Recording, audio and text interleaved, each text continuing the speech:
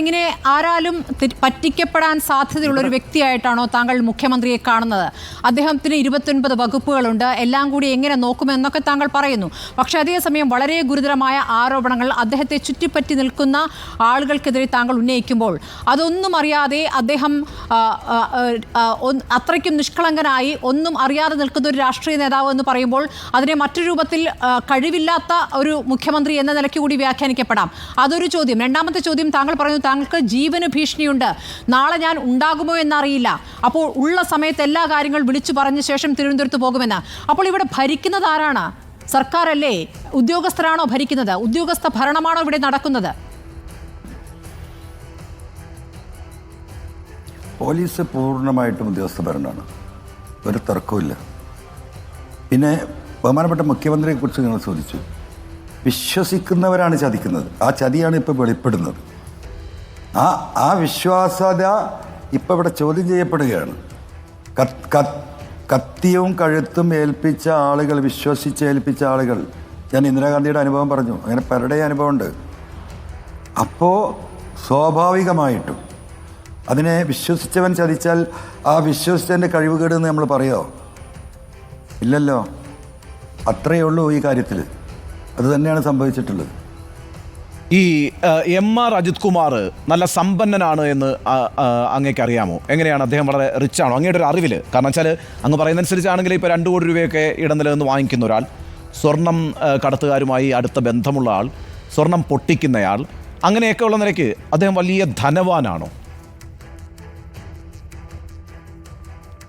അത് നമ്മൾ അടുത്ത എപ്പിസോഡിൽ ഡിസ്കസ് ചെയ്യുക ഉണ്ണി.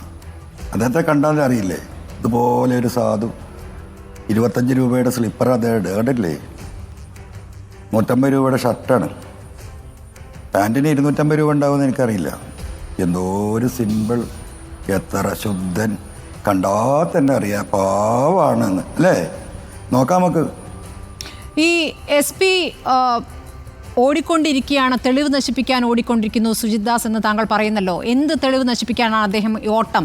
താനൂർ കസ്റ്റഡി കൊലയുമായി ബന്ധപ്പെട്ട തെളിവുകളാണോ ശ്രീ PV അൻവർ? അതെന്ന് നിങ്ങൾ 3 ദിവസം അയാൾ ലീവ് എടുത്തു പറഞ്ഞു. അയാൾക്ക് നല്ല അസുഖമുണ്ടോ? നിങ്ങളൊന്ന് അന്വേഷിക്കും. എന്തായിരുന്നു ഇപ്പോൾ ഇത്രയും എമർജൻസി ലീവിൻ്റെ ആവശ്യം? അപ്പം ഞാൻ ഇമാജിനേഷൻ താങ്കളോട് ബുദ്ധിമുട്ടിലാക്കിയില്ല. അല്ല അദ്ദേഹം അല്ല, ഞാൻ പറയട്ടെ, എനിക്കത് സ്വീകരിച്ചാൽ പോരായിരുന്നു. 25 വർഷം എനിക്ക് അടിമയായി നിൽക്കുന്ന ഒരു IPS ഓഫീസർ ഞാൻ റെഡിയാണ്. നിങ്ങൾ കേട്ടതല്ലേ? ഒരു രാഷ്ട്രീയക്കാരൻ എന്താ ചെയ്യേണ്ടത്? സ്വീകരിക്കല്ലേ ചെയ്യേണ്ടത്? ഇതല്ലേ ഇവിടെ നാട്ടിൽ നടക്കൽ? ഞാൻ എന്താ ചെയ്തത്? എനിക്കെന്താ സ്വീകരിക്കാൻ പായിരുന്നില്ലേ? എനിക്കെന്താ ഈ 25 കൊല്ലം എൻ്റെ അടിമയായിട്ട് ഒരു IPS ഓഫീസറെ കിട്ടുമെന്ന് പറഞ്ഞാൽ ഒരു രാഷ്ട്രീയക്കാരനായി എനിക്ക് പൊളിക്കുമോ? എൻ്റെ വിഷയം അതല്ല. എനിക്കിതിൽ എന്ത് സംഭവിച്ചാലും വിഷയമല്ല. എൻ്റെ വിഷയം എൻ്റെ പാർട്ടിയും ഈ പൊതുസമൂഹവും എൻ്റെ മുഖ്യമന്ത്രിയാണ്. ആ ബോധ്യത്തിൽ തന്നെയാണ് ഞാൻ ഇതിൽ നിൽക്കുന്നത്. അത് ഇനിയും ഞാൻ മുന്നോട്ട് പോകും. കസ്റ്റഡി കൊലപാതകത്തിൽ പ്രതിയാകുമോ ശ്രീ PV അൻവർ? സുജിത് ദാസ് അതിൽ പ്രതിയാകാൻ സാധ്യത വളരെ കുറവാണ്. അല്ല സോറി, സുജിത് ദാസ്, ഞാൻ M.R. അജിത് കുമാർ എന്ന് വിചാരിച്ചു. സുജിത് ദാസ് പ്രതിയാകുമ്പോൾ ചോദിച്ചാൽ നമുക്ക് എങ്ങനെ പറയാം? അദ്ദേഹം തന്നെയാണ് ഇതിലെ നമ്പർ 1 പ്രതി. മോറലി ഒരു തർക്കമോ കാര്യത്തിലില്ല. പക്ഷേ ഇതൊക്കെ ഒരു മാനേജ് ചെയ്യല്ലോ. എന്നോട് സംസാരിക്കുമ്പോൾ പറഞ്ഞത് കേട്ടില്ലേ? എന്തും ഒരു മാനേജ് ചെയ്യല്ലോ. അതല്ലേ ഇവരുടെ സിസ്റ്റം. ഇവരിൽപ്പെട്ട പല ഈ IPS എന്ന് പറഞ്ഞിട്ടുണ്ടെങ്കിൽ ഇവിടെ മാത്രമല്ലല്ലോ, ഇന്ത്യൻ പോലീസ് സർവീസ് അല്ലേ, അതൊക്കെ ഇന്ത്യയിൽ മുഴുവൻ അവർക്ക് ബന്ധങ്ങളുണ്ടല്ലോ. അപ്പോൾ അത് അവർ മാനേജ് ചെയ്യും എന്നാണ് ഞാൻ മനസ്സിലാക്കുന്നത്. അല്ല, അത് അക്കാര്യത്തിൽ അത് M.R. അജിത് കുമാറിന് കൂടി ബാധകമായ ഒരു പ്രസ്താവനയാണ് അങ്ങ് നടത്തുന്നത്. കാരണം എന്താ വെച്ചാൽ ഇപ്പോൾ സുജിത് ദാസിനെ പോലെ ഒരു ജൂനിയറായ SP-ക്ക് ഒരു കാര്യം മാനേജ് ചെയ്യാൻ പറ്റുമെങ്കിൽ, അയാൾക്കെതിരായിട്ടുള്ള പ്രശ്നങ്ങൾക്ക് മാനേജ് ചെയ്യാൻ പറ്റുമെങ്കിൽ, അല്ലെങ്കിൽ താങ്കൾ ഇപ്പോൾ പറഞ്ഞ പോലെ ഇന്ത്യൻ പോലീസ് സേന എന്ന് പറയുന്നത് തന്നെ ഒറ്റ വിഭാഗമാണ്. അവർക്കെതിരായിട്ട് വരുന്ന കാര്യങ്ങളൊക്കെ മാനേജ് ചെയ്ത ചരിത്രമുണ്ട്. നമുക്കറിയാലോ, എത്രയോ കസ്റ്റഡി കൊലപാതകങ്ങളൊക്കെ തെളിയിക്കപ്പെടാതെ പോയിട്ടുണ്ട്. ഇപ്പോഴും കസ്റ്റഡി കൊലപാതകങ്ങളിൽ പ്രതികളായിട്ടുള്ള ആളുകൾ ഔദ്യോഗിക പദവിയിൽ ഇരിക്കുന്നുണ്ട്. പോലീസിന് അങ്ങനെ മാനേജ് ചെയ്യാനൊക്കെ പറ്റും. അവർ ഒന്നിച്ച് നിൽക്കുന്നൊരു വിഭാഗമാണ് ഒരു പ്രശ്നം വന്നാൽ. അതുകൊണ്ടാണ് ഞാൻ ചോദിക്കുന്നത്, ചോദിക്കുന്നത്, എം.ആർ. അജിത് കുമാറിനെതിരായിട്ട് അങ്ങ് പറഞ്ഞിരിക്കുന്ന വളരെ ഗുരുതരമായ ആരോപണങ്ങൾ അതൊരു നിയമപ്രശ്നമായി വരണമെങ്കിൽ കൃത്യമായ തെളിവുകൾ ഉണ്ടാവണം. അത് ശക്തമായ തെളിവുകൾ അങ്ങയുടെ പക്കലില്ലാതെ അങ്ങ് ഇതിനിറങ്ങി പുറപ്പെടില്ല എന്നെനിക്ക് ഉറപ്പാണ്. അപ്പോൾ ആ ഒരു സാഹചര്യത്തിൽ എന്തും നേരിടാനുള്ളൊരു മനസാന്നിധ്യത്തോടുകൂടി പി.വി. അൻവർ എം.ആർ. അജിത് കുമാറിനെ ലക്ഷ്യം വെച്ചുകൊണ്ട് ഇറങ്ങിയിരിക്കുന്നു എന്നതാണോ സത്യം? തീർച്ചയായിട്ടും ഞാൻ അങ്ങനെ ആ വ്യക്തിയെ മാത്രമല്ല, ആ വ്യക്തിയാണ് ഈ ക്രിമിനൽ സംഘത്തിൻ്റെ നേതാവ്. അപ്പോൾ തലക്ക് പിടിക്കണമല്ലോ, കാലിലല്ലല്ലോ പിടിക്കേണ്ടത്, അവിടെ പിടിക്കണം. ഇതിൽ എൻ്റെ ഉണ്ണി ഞാനിതിൽ ലോക്കായി പോവും. എവിടെ അറിയോ? ഉണ്ണിക്കറിയോ? ഇല്ല, പറയൂ. ഈ കാര്യത്തിൽ ഞാൻ ഇപ്പോൾ നടത്തിയ ഈ ഇടപെടലുകളിൽ കേൾക്കുന്നുണ്ടല്ലോ അല്ലേ? കേൾക്കാം. ഇതിൽ സത്യസന്ധമായ ഞാൻ പറയുന്ന വളരെ സത്യസന്ധമായ ഒരു ഇൻവെസ്റ്റിഗേഷൻ ടീം സത്യസന്ധമായി ഒരു എന്താ പറയുക കോടതിയുടെ നിരീക്ഷണത്തിൽ നടത്തുന്ന ആ ഒരു ഇൻവെസ്റ്റിഗേഷനിലൂടെ തന്നെ ഇതെല്ലാം തെളിവുകളുണ്ട്. എനിക്കതിനെ വക്കും പോലെയാണ് കിട്ടിയിരിക്കുന്നത്. അത് ഏച്ചു കൂട്ടേണ്ടതാരാ? ഇങ്ങനൊരു ഇൻവെസ്റ്റിഗേഷൻ വരുന്ന ആ ടീമാണ് ഇത് ഏച്ചു കൂട്ടി ഘടിപ്പിക്കേണ്ടത്. അതിനൊരു സാഹചര്യം ഉണ്ടെങ്കിൽ ഇത് തെളിയുള്ളൂ. അല്ലെങ്കിൽ എനിക്ക് പൊതുസമാജത്തിനോട് പറയാം, എനിക്ക് കോടതിയിൽ പോകാം, ആ വഴി ഞാൻ നോക്കും, അല്ലാതെ എനിക്ക് എന്ത് ചെയ്യാൻ പറ്റും? താങ്കൾ ഈ പോരാട്ടത്തിൽ ഒറ്റയ്ക്കാണോ പാർട്ടിയിൽ, ശ്രീ പി.വി. അൻവർ? ഞാൻ ഈ പോരാട്ടത്തിൽ ഞാനും എൻ്റെ ദൈവം കൂടെ ഉണ്ട്. താങ്കൾ അവിടെ കഴിഞ്ഞ ദിവസം ഈ സുജിത് ദാസിന്റെ ക്യാമ്പ് ഓഫീസിന് മുമ്പിൽ കൊടയും പിടിച്ച് ഒറ്റയാൾ സമരം ഇരിക്കുമ്പോൾ പകുതിക്ക് വെച്ച് അത് നിർത്തിപ്പോകേണ്ടി വന്നത് പാർട്ടി ജില്ലാ സെക്രട്ടറി അങ്ങയെ വിളിച്ച് അങ്ങയോട് സംസാരിച്ച് ചെയ്യുന്നത് ശരിയല്ല എന്ന് പറഞ്ഞതിൻ്റെ അടിസ്ഥാനത്തിലാണെന്നൊക്കെയുള്ള മാധ്യമ വാർത്തകൾ വന്നു.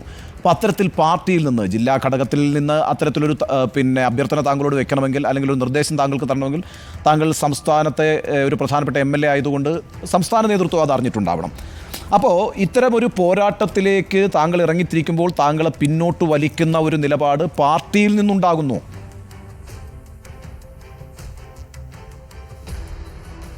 ഉണ്ണി തെറ്റാണ്. ഞാനൊരു 10:15 അവിടെ വരുന്നത്.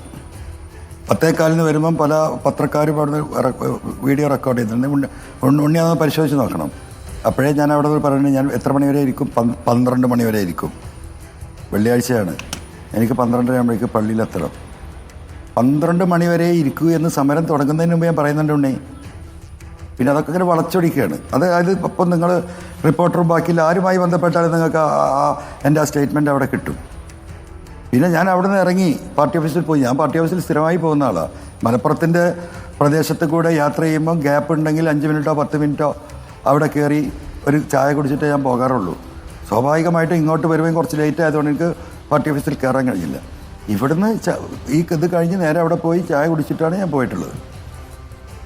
അതിലടിസ്ഥാനം പൂർണ്ണമായിട്ടും ഇല്ല എന്നതാണ്. അത് ഞാൻ ഈ പറഞ്ഞത് ഉണ്ണിക്കൊന്ന് പരിശോധിക്കണം. അല്ല അതായിക്കോട്ടെ. അല്ല, ഞാൻ പറയുന്നത് അത് അക്കാര്യത്തിലൊന്നും അവിശ്വസിക്കുന്നില്ല. താങ്കൾ 12 മണി വരെ അവിടെ ഇരിക്കുന്നുള്ളൂ. അത് കഴിഞ്ഞിട്ട് താങ്കൾ പറയുന്നത് താങ്കൾ നേരെ പാർട്ടി ഓഫീസിൽ പോകുന്നു.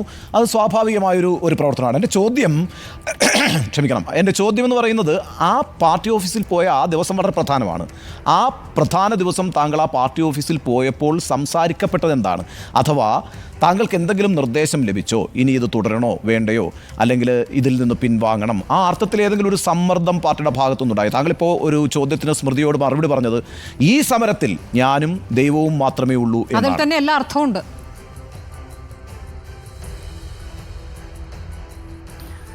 എന്നോട് പിന്മാറണം അല്ലെങ്കിൽ MLA ചെയ്യുന്നത് ശരിയായിട്ടില്ല എന്നൊന്നും പറഞ്ഞിട്ടില്ല.